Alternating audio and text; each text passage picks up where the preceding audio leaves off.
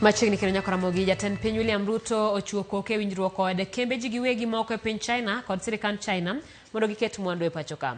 Ruto menyo yaro thuolo mag dongruok e sekta mar pur, pith jamni kod gedo mag chirni manyasani. E limbe mar China, jatelono bende ogolo twak e mbalariany ma Peking University e boma maduong' ma Beijing. Walter Nyambaga ni kod mathoth. Dweche ariyo bang' jatend piny Amerika John Donald Trump ne ng'wano sir kod keto kenge makwiny mag loko kod pinje mag Afrika kendo yudho oko sir machopo nyaka Kenya. Pinje ochako yaro wengegi ne pinje mamoko mosegoyo okang' malach e dongruok kaka China.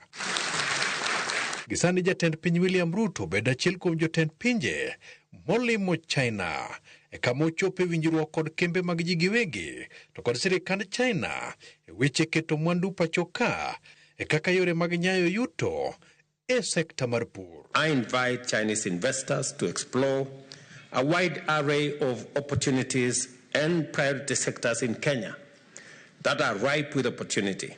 From manufacturing, we offer promising prospects ranging from textiles and pharmaceuticals to electric mobility and construction materials, all supported by Kenya's expanding industrial base.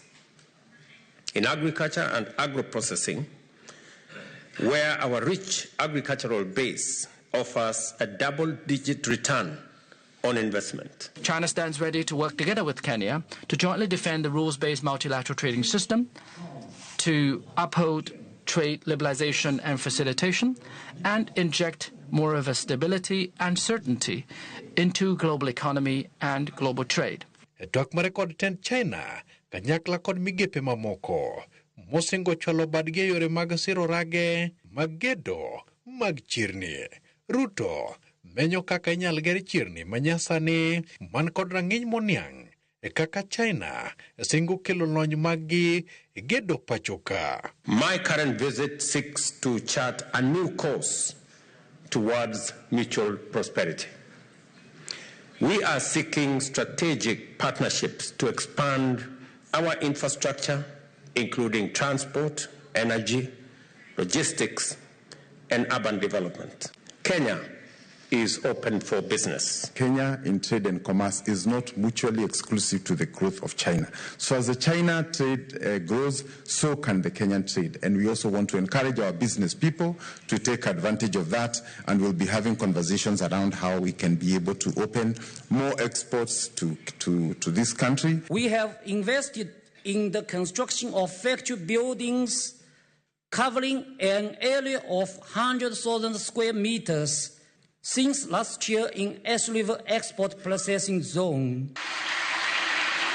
Ruto bende ogolo twak moyiedhi e mbalariany mar Peking University boma maduong' ma Beijing e kama olero ni dwaro nitiere mar keto maino e dongo chumi ma Afrika ni mar Afrika ni kod ndhadho mathoth mag medo lwasi mar dongruok e piny mangima. It was taken for granted that the industrialized West would maintain a competitive advantage in high technology industries, while the global South would remain in low-tech, labor-intensive and primary goods industries. Today, disruptive cutting-edge innovation can pop up anywhere in the world. Walter Nyambaga, Ramogi TV.